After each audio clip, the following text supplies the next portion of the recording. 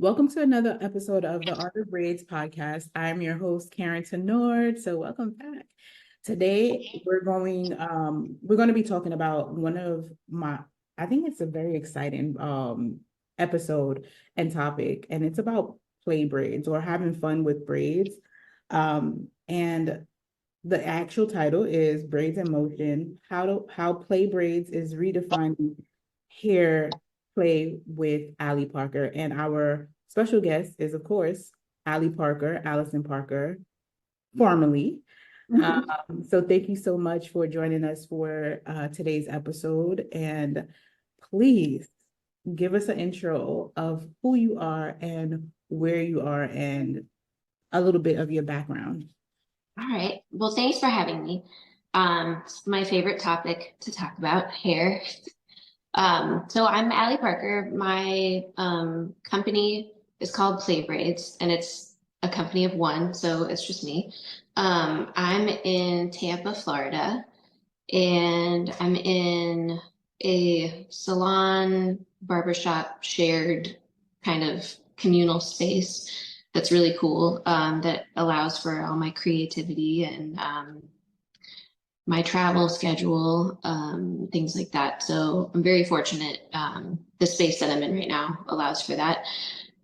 I've been doing hair legally for about um, 2 years now. I graduated hair school at 40 years old, which was fun. I had been doing braiding and styling for a while, and then decided I wanted to really dive into the industry. So I went to school. I went to the barber program at Paul Mitchell, Tampa. So I'm a licensed barber. There's no braiding license here in Florida. So I did have one when there was, but now there isn't. So I'm just hold one license. Yeah, and I travel with a couple different brands. I'm an educator for a barber brand and then a product brand. Okay, so congratulations, even just thinking about going and pursuing your license. And so what, 40 is like what? For me, it's like next year, so it's still young.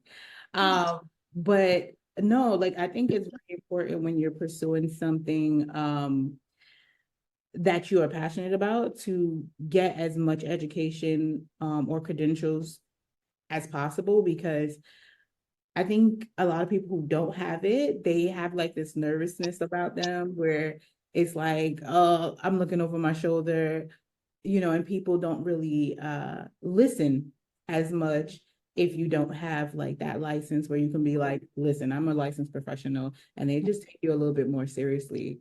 So yeah, and the fact that they no longer have a trade license in Florida. It is what it is. Okay, so That's a whole other podcast. exactly. All right, so I'm gonna go into a little bit of the personal journey of like how you got Playbraids started. So I wanted to know like what inspired you to start Playbraids, and how did you develop the concept of making braiding an interactive and playful experience? So I had always braided since I was really little. I had a babysitter that taught me how to braid when I was like 3. So I was always just interested in playing with hair and, having fun with my friends and braiding my sisters and myself. And then fast forward when I had my daughter, she came home with a note from preschool saying that there was a lice outbreak, and that a good way to not get lice was to have braided hair and product in hair. And I was like, oh, I forgot somehow that I love to braid and that I know, the basics of it. So I started braiding her hair every day. And I'm the type of person that once I start doing something, I kind of go all in and get really zoned in and a little OCD about it. So I would do her hair differently every day. And then that just turned into her friends wanting their hair done. And then I started doing hair for her friends' birthday parties.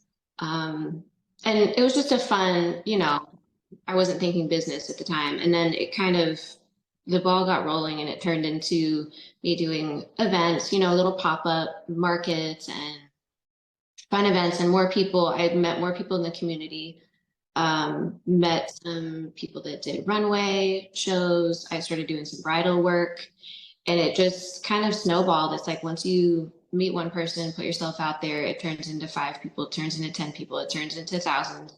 Um, so yeah, I started doing a lot of really fun, creative things. And so it wasn't just, you know, little girls, it was a lot of different types of people, different textures. And I really got interested in actually doing it professionally. I can see that because it's like word of mouth is everything when it comes to hair. It's like, oh my God, she's doing my hair. You know, you gotta go there. And they'd be like, I feel like hair is like the best like advertisement because when people are walking around, it's like, who did your hair? Yes. You know, and it's like that glow that your client comes around and it just come like, I want that same thing. Mm-hmm. So I totally get it. All right. So as far as your brand and mission, of course, you said you didn't even want to, you didn't think about starting a business. It was more of just like having fun, and also practicing and basically a preventative measure of like trying to stop your daughter from having any more lice. We have ice. Right, through braiding hair. Anything is like I don't so in our culture and braiding, I never thought that braids was something that can prevent people from having lice. Yeah. So from everything I've learned and researched about it, and I actually was working for the company Fairy Tales that has like a lice prevention spray. Apparently, the lice prefer finer, lighter colored hair. So, and I have come across lice in children, and it's always little blonde girls. So anytime I've seen it, that's who it's been. I think what they say is that the lice can cling to the hair shaft easier. I don't know. But is it probably because of like you know how like survival of the where they're where animals or insects or parasites kind of like try to camouflage? Yeah, and they can get to the scalp faster on straighter, finer hair, and that's where they hang out. Ugh. I'm gonna be itchy now. No, listen, I was like, wait, okay. So that's really good. So braids can prevent lice because they don't like braids. They don't I think they feed off of getting to the scalp. Is that what it is? So it's like if they take longer to get to the scalp, then they die in the process. Yeah. Okay. So we're educating people, educating. All right. So as far as like the combination again with not trying to start a company out of it, it was just kind of like I'm just trying to do this thing and it happened to be fun. And of course, when you're dealing with kids, you want to make it to be fun Yes. because if you're not, if it's bored or if it's painful or any kind of thing, they're like, I'm done. When is it over? But if they're enjoying the process and everything like that, they usually stay longer for some reason. Um, so how did you combine play braids with education and fun? Like what was the thought process of integrating play into the braiding education just in general? I think I'm a fun person, and you know, I'm around the kind of the industry greats now at all the shows I'm going to, and you know, I'm meeting all of my idols and all these people that I look up to, and a lot of times it can be very serious, and I just think hair should be really fun.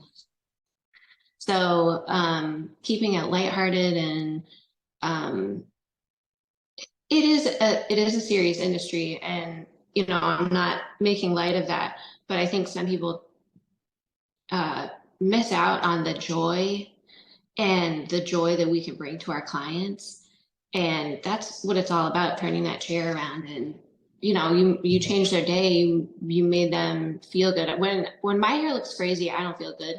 And I know my kids don't feel good about themselves when they look a mess. And so just bringing that joy back and making it playful and not, such a mystery. And when I go in and talk to, the students in schools, I try to reiterate, like, this is exciting. This is joyous. This isn't, oh, I have to go to the salon again and do hair all day. If that's what's happening, you got to rethink, your goal and your why of why are you even doing hair? Yeah, it's especially if a lot of people would be like new hair, like new me, especially if it's like after a breakup or life, Ah, like like a tragic moment or something. They just want to start over. we cut bangs when we're sad. Right. We cut bangs, we cut it all off. We be like, I'm starting over. I need a new look, new me. So when it comes to hair, definitely as a braider or stylist, you don't want to come with that energy because you set the tone. So it's like if you're ignited about like, oh my God, my client is trying a new look, right? Because they're usually a little scared. They're like, is it gonna look good on me? Like, so it's like to have like that high energy. It's not only for the client, but it's for you because it's like we stand on our feet all day.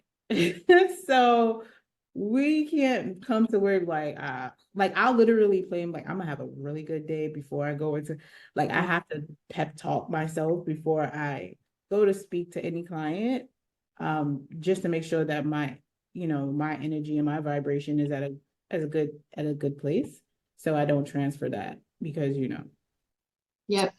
It's a thing. From the hands to the crown makes a difference. they'd be like, oh my God, like all right. So now we're going to talk about the culture significance. Um, just a little backstory. I had did a client here who was from Brazil, right? This I did two. One who traveled to see me from Germany and I did her braids. And it was just like, oh, super. For me, I just was like an opportunity to braid different texture hair, like learn it. How does it work? How does the hair grip it? Let me see how it looks on there. So for me, it was an experience. For her, I guess it was an experience as well because she's like from Germany. But I had another client who was Afro Brazilian, right? Mhm. So she is like an influencer, big. She has big curly hair, and it's a lot, like it's a lot of hair. And she was like, she wanted to protect her hair, and she wanted crochet. Um, but it was no, she actually wanted braids first. I did her hair twice. So she wanted box braids because, of course, anybody with curly hair, you want it to be out of your face. You don't want to deal with it. Like, I understood that. Like, it's a lot of work waking up and having to spritz it and all that. So I did her hair, but she was a very lighter skin. So Mhm. she was um so she got a lot of backlash, like a lot. And everyone's like, you did her hair. I'm like, yeah, she has curly hair. Like she has curly hair. The reason why we braid our hair is to get it out of our face and the convenience of it. So I knew about that part and I'm like, and I knew her background. Like she's not appropriating. She's literally like, she's just lighter. Like Mhm. that was just the thing where they was literally attacking her and calling her Rachel. So she was just like, but so I wanted to talk about the cultural significance, and how does Playbraids honor the cultural significance of braiding, and how do you ensure it remains a form of self-expression and empowerment? So I definitely, you've seen my Instagram. I braid every texture of hair, every age, from babies to I've done mortuary. So, um, yeah, I have little blonde clients. I have clients from Africa that live there, come here, go back. Um, and it's just interesting to me. So my motive behind pretty much everything I do is curiosity. And I'm just genuinely curious. Like, what would it be like if I did this on this texture of hair? And luckily, I have friends and family that have wildly textured hair, and I have friends and family that have very slippery, fine hair. So I've been able to practice on them. And, people in my close circle will say, I really want micro locks. Can you figure out how to do it? And like, okay, cool. Like I've been wondering how that works. Like it looks so pretty, and I wonder, how it works. So, and I do understand the cultural issues that come up and how people get very bent out of shape.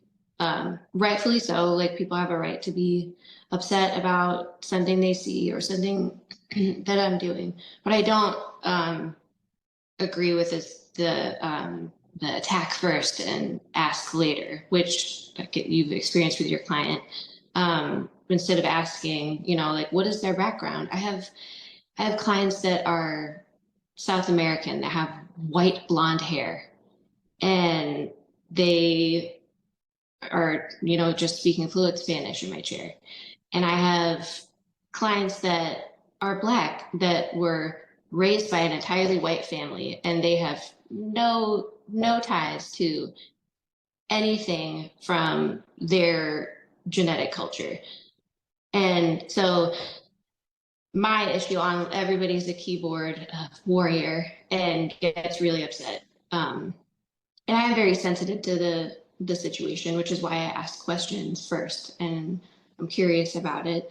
And I've told people no, people that want certain hairstyles that either is not right for their texture, or they don't understand what they're asking for. They saw it on Pinterest, or they want Kim K braids, and I'm like, well, let's talk about it. And let's find something that's better suited to your texture, your lifestyle. Do you know how to wrap your hair every night? Are you going to maintain this? Do you know that you're going to have to sit 7 hours for this? And yeah, it looks cute on Pinterest or on an influencer, but you need to know where the style came from, what you're going to have to do to maintain it. Um, so yeah, and I'm getting more into doing locks and learning about that. And I am doing it myself because I wanted to see how it formed. And it's been a fun journey so far. It's been like a month, and it's pretty fun and frustrating. But it's cool that my hair just does it. It looks good. Like I feel like it goes with your entire look. Yeah, I got really sick of combing out all the knots in my hair every day, and Just like, let me just go with it. let me just see what happens. And it was like, oh, we're doing this. Okay. So No, but I think it's very important to not only like try out everything that you're about to like provide as a mm, service. I think it's an education for everyone, like especially if you're a stylist. Like before I speak on anything, I'm like, I need to see how it is, because then I have to relate. Because then, of course, educating your client. Yes, no, you can't do that. This won't look right on you. right. That's going to take 7, 15 hours. Do you want to sit that long? Yeah. And do you have that much money for That your hair today? that part. So Because, it's, yeah. never mind. Yeah. Yeah. Never mind. I'll do. I'll do the same old thing that I used to do. Um, Yeah. so I really commend you on, just like making sure you educate everybody on like the the importance of where things come from. And you mentioned like the Kim K, which I'm pretty sure you've educated them on, like it's not called that, but people related to it because she had that. So I know people see photos, like even when we did like iris braids, we was like, we want iris braids, Mhm. right? Like it's something that people just identify with, like I seen it on this celebrity, I want this. The pop smoke braid. Yeah, or whatever. Yeah. Yeah, the Nipsey braids. It's not that right, and it's cornrows, right? Like Yeah. it's something that's been around, but I think it's because Kim K is not like, so it's like that bad thing, but people see photos and then just call it that. And I think it was yeah, I think she called it the boxer braids at one time, and it was like it was like it's cornrows or Yeah. plaid or something like that. So, but yeah, I think it's just trends. I seen something on TikTok the other day where it was about a nail technician though, and she was like, "Listen, I don't know what these people come together. They come off of TikTok and they see these bloody red nails or cherry something, and they want that. Look, that is not what it's called. Yeah. Just show me a picture. Yeah, it's this."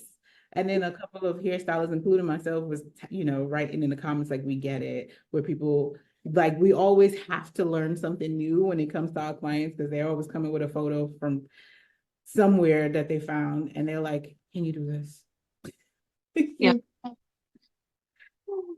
I had to learn that with the knotless braids. Oh, yeah. Because I was like, what?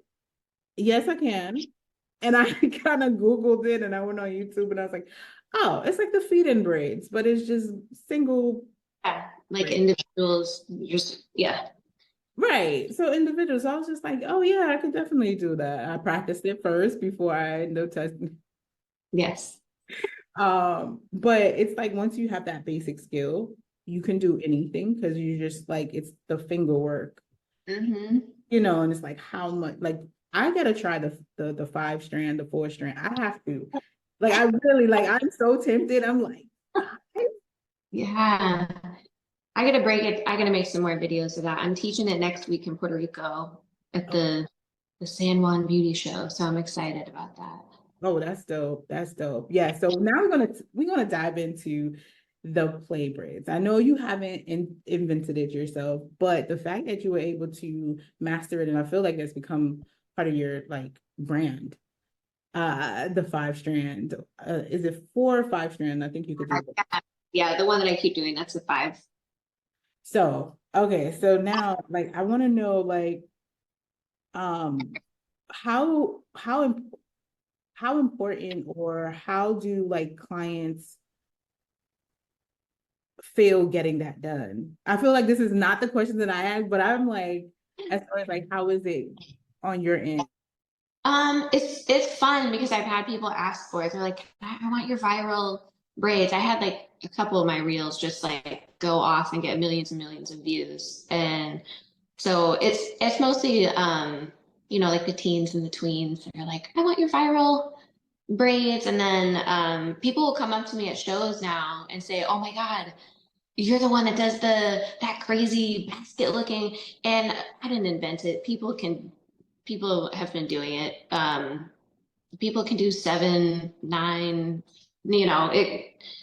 it's just like how you weave it. But it's just fun, and I have done it so much that it's like I've done it with my eyes closed and not even looking. And but I love teaching it, and I try to show everybody on my team. Like we have a huge team of braiders and locticians that we go to all the hair shows together and represent a product brand. So I'm trying to show all of them and just empower people. Like just try it. Like you didn't know how to braid 3 before somebody taught you. So, and if you're already braiding, like it's easier for me to explain it to somebody that's already braiding and understands stitching and adding in hair and feeding in to it. So it's just like anything in hair. Once you learn the basics, you can add to it and add to it, and that's kind of how my brain works. I'm like, now I want to feed in. Now I want to sew things into it. Now I want to try it on locks. Now I want to, it just kind of keeps going and going. So that's how that started. I've been doing that for years and years, and nobody ever seemed to care. So it's just kind of recent that it's like popping off. Yeah, no, I think it, and like you said, curiosity is what keeps you like, where it's just like, okay, how can I do this on something else? So how can I just like add something? It's like keeping it like challenging yourself the entire process is also fun because then once you learn how to do that, you're like, what did I just do? Like I just unlocked another level, Yeah. which is also kind of making it your own. Again, I had not really seen as a braider, I have not seen like the 5 braids at all. So to me, it's just like opening myself to like, what? Like, let me not do this because then my client's doing it. You stop because I have people asking for this. Exactly. Well, no. They won't. I'll be like, you want to stick to. No, I'm joking. But I would have to perfect it on my end because a lot of new hairstyles or what's going viral now, it's happening south, right? Like it's happening there. Like there's like what else? The butterfly braids that people are asking for. Like I was just like, let me figure that out first before I mess up. And like you said, you can ask a client, let me practice on you first. Mm-hmm. Let me just collaborate, see if I can perfect this. Yes. Right. So with teaching, I'm just gonna circle back before I end up going off to the next planet. How do you maintain your like students and how you get them to um kind of embrace that new skill and keep them on like that path to succeeding in that? Like, how do you motivate them in ways? I always say to do it over and over and over, and be curious about it and be frustrated and to expect that. I always equate things back to like sleep training and like potty training toddlers. Like at first it really sucks. But you have to expect that like you're gonna be like your hands are gonna work because they've never done it. You're not gonna immediately know how to do it just because you watched a video. You have to actually do it. And in doing that and teaching your kids how to do something, you're rewiring your brain, you're creating new pathways in there, which will help you with, maybe down the road you're not going to do hair anymore, or maybe you're going to, pursue something else or have a side hustle or a different hobby. And those pathways that you created and getting over that fumbling stage, that's a beautiful stage to be in because there's no expectations. Like it was like going to hair school. And I was coming from doing runway shows and print work and being published to going to hair school. And, first day, like section the hair in two. And I was like, oh God. But that fumbling and that like I didn't know how to fade or use clippers. I've never, I gave myself a pixie once in college, so that's the only time I used clippers on myself. But I didn't know, what that felt like on the skin or what my clients were feeling and it was I love that. I love that beginning stage of not knowing what you're doing because there's no expectations. You don't have to be perfect. And you allow yourself that space to be messy and discover a kid painting. Like, it's not going to be a Picasso. It's going to look like trash, but it's fun, and that's that's where that's where I get lit up and really excited. Is that first the awkward phase? Listen, it's gonna look like trash. That first one, but when you get to finish it and you do it and it's like on your own, it's still empowering. It's like this, okay, the beginning stage. But you can own it, like, you know what I'm saying? So that's definitely, I get it. I get it. I started doing my own hair at 11, and you couldn't tell me nothing.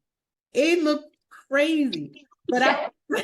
but I was like, oh my God, I did my own hair. And none of y'all know how to do your own hair. Like, I was like, my mother's not doing it. I'm grown now.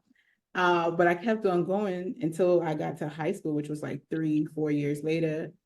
And then people started asking me to do their hair because I perfected it on my own. So it was just like you have to go through that season of failing and being okay with looking terrible or doing terrible work and documenting it to that point where you're like, oh yeah, now I mastered this. Now they bring Yeah. on the Looking back on like work that I've done that I thought was like, this is the best I've ever done. I look back and I'm like, oh, yikes, like that's embarrassing. But I'm glad I went through it and I'm glad I documented everything. And I tell a lot of students that too, like take pictures of it, show your starting point and post the trash because you're gonna look back later and be excited.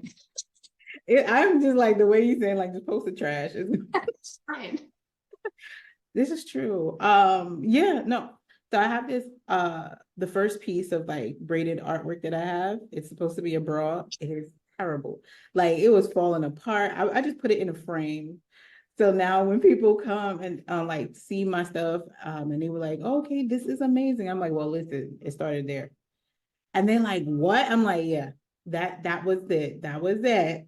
I love that. But I never stopped. Like I was like, but it was just like you still see that, and it's inspiring to see like that beginning, like what because a lot of people think that you gotta start and you gotta be amazing. And Mhm. it's so delusional. Like, yeah, we do live in this delusional, you should be a little delulu, but no. Like I think you should be like, okay, the the reality is I've never done this before. And how can I expect myself to be great at it right away? Mm-hmm. Right. So it's like give yourself like that grace and that space to mess up, to fall, to stumble into a great mistake. 'Cause sometimes you'll learn something and you'll be like, oh, just by messing up. Yeah. So you're like, oh, I can add this. I didn't know, so all right, so now we're gonna go into some fun questions. It's just so I wanted to ask when it comes to your favorite, I know you're gonna answer this, right? I was gonna say, what is your favorite braid? It's probably a five strand.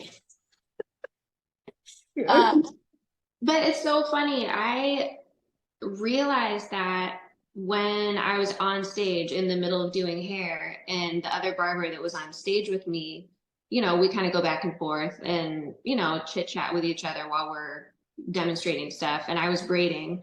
Um, and he was like, what's your favorite braid to do? And I was like, oh, I don't know, a braid. And then I was like, wait, I know how to do something cool. So I just started doing it on the model that I had on stage, and everybody was like, what? And so just seeing that, I was like, yeah, now it's fun. Because before I was like, yeah, I know how to do this and whatever. Um, but so yeah, that's one of my favorites. Yeah, I mean it's a wow. It's a wow because I'm like my fingers like wait what? What? I would get tripped up. It would be from 4 to 5 to 3 to like I would be Yeah. all but the next one would be what is something, dang, I feel like that's kind of similar. What is something about yourself that someone would be surprised to know about you that you're willing to share? Let's see. Well, so before I worked in the hair industry, and before I was a stay-at-home mom, I worked for the Defense Department and did procurement and negotiating for a lot of Defense Department contractors. I lived in DC for about 10 years after college, and yeah, and I worked on some congressional campaigns, presidential campaigns. So I had like a completely different life. Well, I feel like sometimes you go from like completely corporate to just like I'm thrown in the towel. I'm just gonna have fun with Yeah. it. Like flip the table, I'm out. Like, nah, that's really like okay. That's But it helps, like, and like I said, about learning about hair, like all of that work that I did really prepared me, which I didn't realize it would. I can negotiate a contract and speak with, really nobody flusters me because I've met presidents and, Congress people and been in, huge important circles. So I'm like, that's a person. Next. that's that, and especially being the confidant. Because when you're hearing all of these things and these stories while you're doing these clients' hair, like you Yeah. have like that Yeah. professional. Yeah. It's a steel trap. Exactly. It's like, are you going to tell my secrets? Like, no, I'm a fly on the wall. Yes. Let it out. make your phone calls. But that is definitely surprising, but not at the same time. Like it's like I get it. I Yes. get because we all have like past and different interests. Yeah. So, ooh, okay. And my coworker that I worked with in DC turned out to be my best friend, and she's the one that I do micro locks on now. See? So yeah, it came full circle, and now and we did a lot of hair tours together, and she was my model for stage for a ton of work that I've done. So That is dope. That's amazing. Well, congrats on the switch. Like thanks. I am now the crown of Pivot Queen. And now one of the last questions is since you do have like that background in contractual agreements or just doing hair in general for braiders, what is a book or a resource that you feel that would be a great tool for them to have in their like starting journey or like current? Um, Definitely podcasts. Well, which is ironic because we're doing one right now. But that, while I was kind of transitioning from my past lives to this one, I was just soaking up information and just listening to the huge industry leaders, whether they were braiders, barbers, anybody that does hair. And I would always listen to, things that seem to not even concern me, like Kia Neal's The Texture versus all of that stuff, and Radically Free, Danielle Green, um, and the Passion Squared, and Hairbrained, and all the big ones. So just taking in that information, um, you never know what will come up that you can fall back on with that information. That's perfect. Uh, Yeah, podcast, especially while you're doing hair. yes. Put in your head and you just braid away. And you're just like, okay.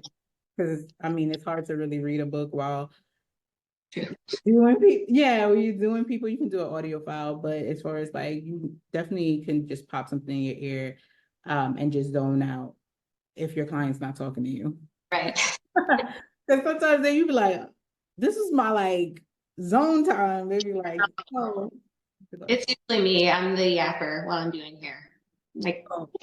Yeah, I'm both. Like if I know they're doing work, so like you took them like high profile clients, sometimes they're usually with a laptop, and yeah. I'll because then I could like listen to my music, and they're like, "Can I?" And I'm like, "Yeah, go ahead. Like pull up your laptop, you know." So, but if there's a real good like tell, like if I haven't seen them in a long time, and they're like, "Listen," I'll be like, "I'm here for it." You know, I'll be like, "So now what happened on this date?"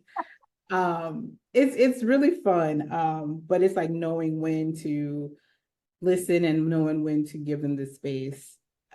So definitely as new braiders, listen to those podcasts, but also know when and keep it professional, like when you're going to be listening and when you're going to be listening to your own podcast or listening to the client. Yes. And then last but not least, how can our audience find you and support you in any kind of way? So I'm only on Instagram. I tried Facebook and I couldn't figure it out. So, and I haven't done TikTok yet.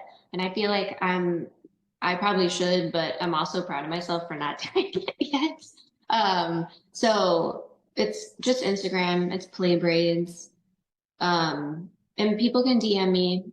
I DM everybody. I'm a bugaboo and I'm shameless. I'm like, I want to do your hair. Like to anybody, like, oh, Bad Bunny's coming to town. Let me DM. And I don't care. So, but then I'm the same way. People will DM me and want to shadow me and, or just ask advice, other braiders, students, anybody. So yeah, the DMs are open.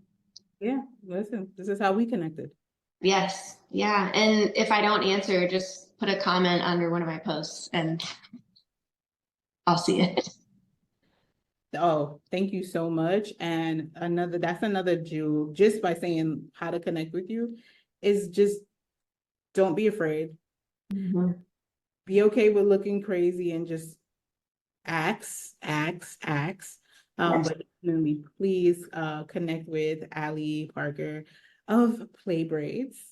And thank you again for listening and tuning in for this episode of Braids in Motion, how Playbraids is redefining hair by Alli Parker. And you're listening to Karen Tenard, and this is the Art of Braids. Have a good one, y'all.